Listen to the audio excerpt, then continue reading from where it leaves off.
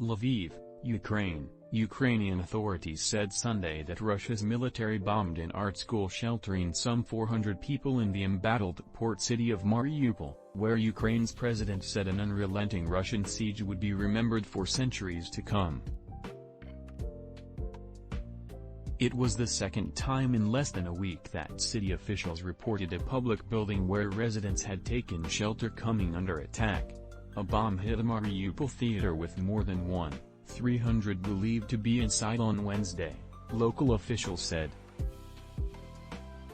There was no immediate word on casualties from the reported strike on the art school, which the Associated Press could not independently verify.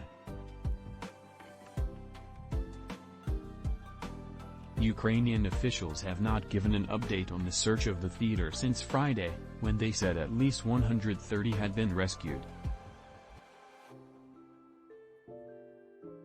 Mariupol, a strategic port on the Azov Sea, has been under bombardment for at least 3 weeks and has seen some of the worst horrors of the war in Ukraine. At least 200-300 people have died, some of whom had to be buried in mass graves, and food, water and electricity have run low. To do this to a peaceful city, what the occupiers did, is a terror that will be remembered for centuries to come, Ukraine's President Volodymyr Zelenskyy said in his night L.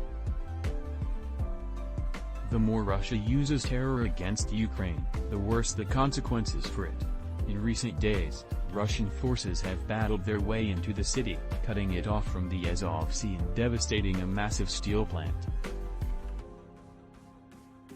The fall of Mariupol would be an important but costly victory for the Russians, whose advance is largely stalled outside other major cities more than 3 weeks into the biggest land invasion in Europe since World War II.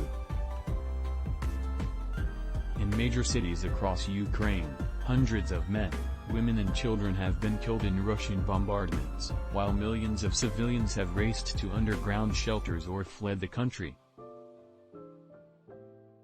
In the capital, Kyiv, at least 20 babies carried by Ukrainian surrogate mothers are stuck in a makeshift bomb shelter, waiting for parents to travel into the war zone to pick them up. The infants, some just days old, are being cared for by nurses who cannot leave the shelter because of constant shelling by Russian troops who are trying to encircle the city.